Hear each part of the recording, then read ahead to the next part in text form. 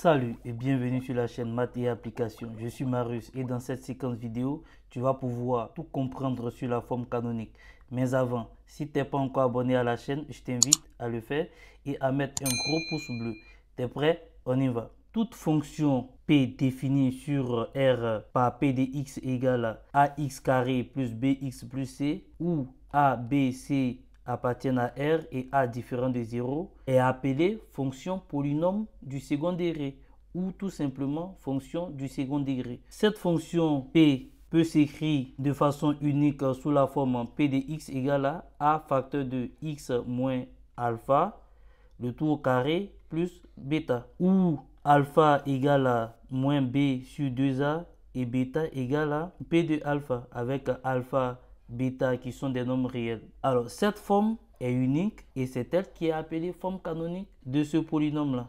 La courbe représentative de P est une parabole de sommet S de coordonnées alpha bêta et cette parabole de sommet S est symétrique par rapport à la droite d'équation x égale à alpha. Cette notion de symétrie nous conduit aux relations suivantes. XA plus XB sur 2 égale à alpha. C'est-à-dire, si j'ai un point A ici et je cherche son symétrique par rapport à la droite d'équation x égale à A, j'ai le point B ici en fait. Donc, A et B sont symétriques par rapport à la droite x égale à alpha. Et donc, cette relation nous montre que si je prends x de A plus x de B et que je divise par 2, en fait, j'ai alpha, c'est-à-dire alpha ici. Et y de A égale à y de B. Donc, on a ces deux relations. Nous allons passer maintenant aux différentes méthodes qui vont nous permettre de pouvoir faire les exercices. On y va pour la première méthode. Pour déterminer la forme canonique par le calcul, d'abord, j'identifie les valeurs des réels A, B et C. Puis, je calcule les valeurs des réels alpha et bêta en utilisant cette relation, c'est-à-dire alpha égale à moins b sur 2a et bêta égale à p de alpha. Après, la dernière étape, j'écris la forme canonique. Donc, p de x égale à a, facteur de x moins alpha, le tout au carré, plus bêta. Alors, la deuxième méthode, pour déterminer la forme canonique graphiquement, donc j'ai le graphique qui est là, j'ai la parabole qui est représentée. Pour pouvoir déterminer la forme canonique, je commence par lire les coordonnées du sommet S, c'est-à-dire alpha et bêta. Après, je détermine les coordonnées d'un autre point, par exemple le point M ici. Donc je détermine ces coordonnées xm, ym. Par la suite, je détermine le réel A en résolvant l'équation ym égale à A facteur de xm moins alpha, le tout au carré plus bêta. Et enfin, une fois que la valeur de A est trouvée, j'écris simplement la forme canonique, c'est-à-dire P de x égale à A facteur de x moins alpha, le tout au carré, plus bêta. Nous sommes maintenant à la troisième méthode. Donc, la troisième méthode nous permet de déterminer les variations de la fonction du second degré. Pour ce faire, je calcule les coefficients alpha et bêta de la forme canonique de P. Alors, le sens de variation de la fonction du second degré dépend du signe de A. Alors, deux cas de figure se présentent. Si A est supérieur à 0, alors j'ai ce tableau de variation là. Donc, la fonction décroît entre moins l'infini et alpha, puis croît entre alpha et plus infini. Le sommet de la parabole est orienté vers le bas. Et dans ce cas, P admet un minimum bêta en x égale à alpha. Donc, voici le minimum bêta. L'autre cas de figure, on a A qui est inférieur à 0. Donc, A est négatif dans ce cas-là. Donc, j'obtiens ce tableau de variation. Donc, ici, entre moins l'infini et alpha, la fonction est croissante jusqu'à B.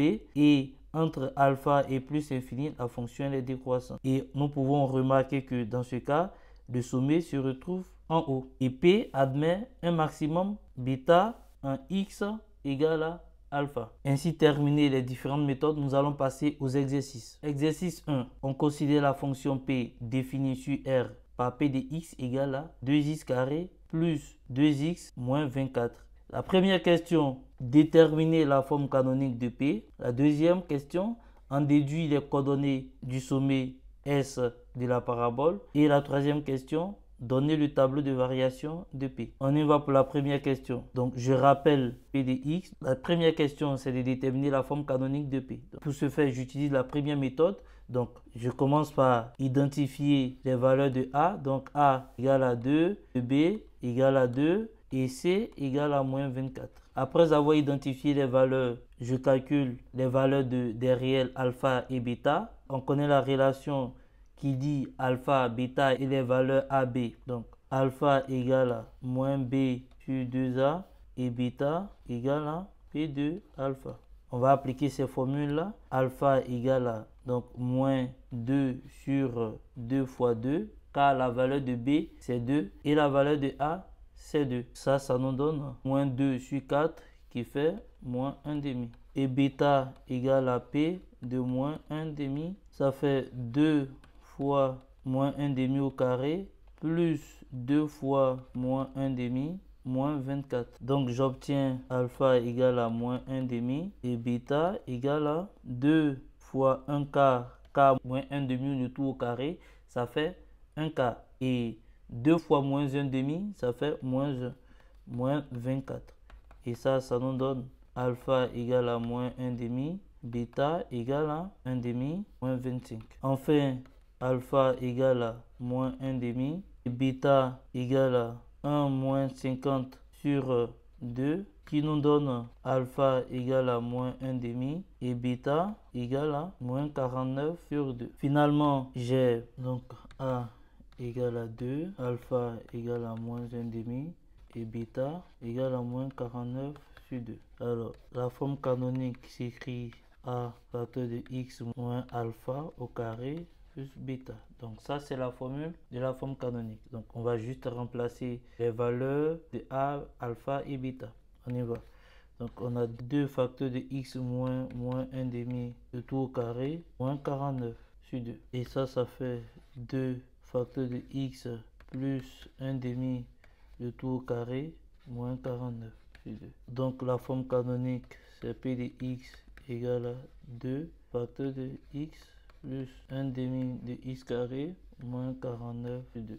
La première question est terminée. La deuxième question, on déduit les coordonnées du sommet S. S a pour coordonnées alpha, bêta, avec alpha égale à moins 1 demi, d'après ce qu'on a déterminé, et bêta égale à moins 49 sur 2. Du coup, le point S a pour coordonnées moins 1 demi, moins 49 sur 2. Question 3. Donnez le tableau de variation de P. D'après la question 2, on a alpha égale à moins 1 demi et bêta égale à moins 49 sur 2. Alors, tableau de variation de P. Donc ici, je vais utiliser la méthode 3. Pour déterminer le tableau de variation de P, je dois connaître les valeurs de alpha et bêta. C'est déjà fait. Et je dois aussi connaître le signe de A. Donc, signe de A, on a A qui est égal à 2, qui est supérieur à 0. Donc, comme A est supérieur à 0, alors le sommet de la parabole sera tourné vers le bas. Donc, j'ai ce tableau de variation x moins l'infini plus infini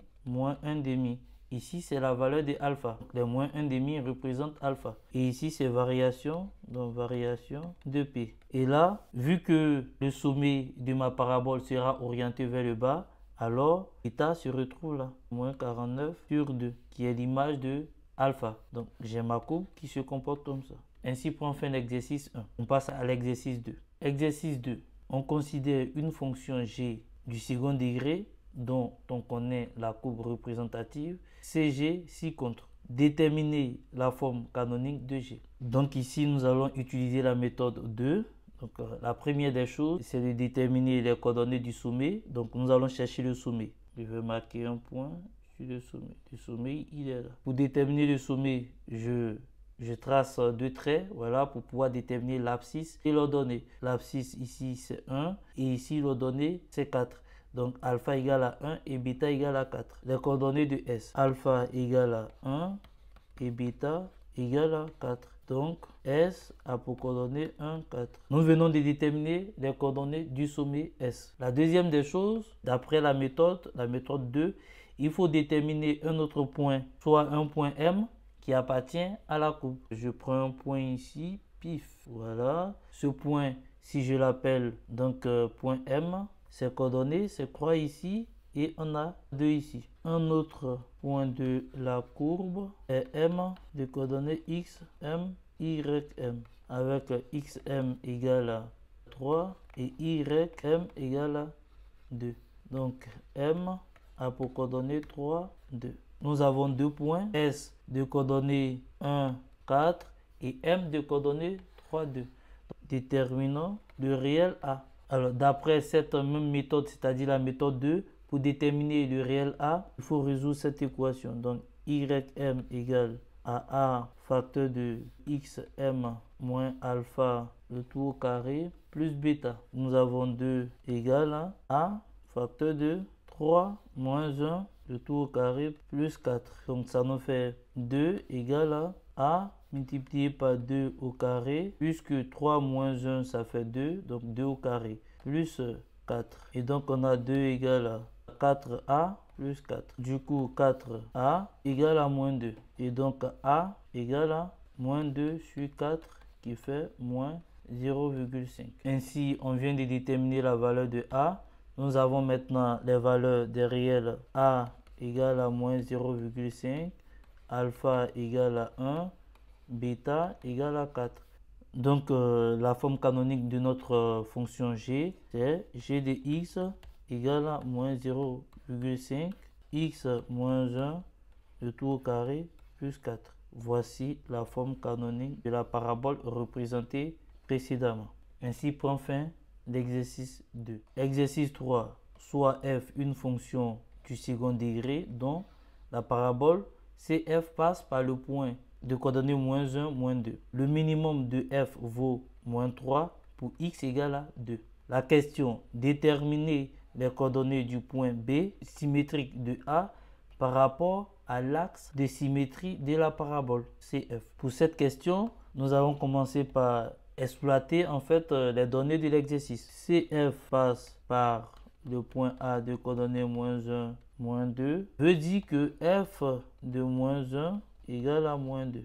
Donc ça, c'est la première information. La deuxième information, le minimum de f vaut moins 3 pour x égale à 2. Cela traduit le fait que le sommet a pour coordonnées 2, moins 3. Donc, je mets en évidence les informations très importantes. Autre information, B est le symétrique de A par rapport à l'axe de la parabole. Se traduit par x de B plus x de A divisé par 2 égale à alpha. Et alpha, c'est quoi? C'est 2. Parce que alpha, c'est cette valeur-là. D'autre part, y de B égale à y de A. Alors, nous avons tout ce qu'il faut pour pouvoir maintenant déterminer les coordonnées du point B symétrique de A par rapport à l'axe de symétrie de la parabole. Donc, on y va. XA plus XB sur 2 égale à 2. Vu que XA égale à moins 1, alors on a moins 1 plus XB sur 2 égale à 2. Ce qui se traduit par XB moins 1 égale à 4. Implique XB égale à 5. Nous venons de déterminer XB, donc je mets ici XB égale 5. Et comme YB égale à YA, qui est égal à moins 2, alors le point B a pour coordonnées 5, moins 2. Ainsi prend fin l'exercice 3. Alors, je te remercie d'avoir regardé cette vidéo jusqu'à la fin. N'oublie pas de partager et de liker. À très bientôt pour une nouvelle vidéo.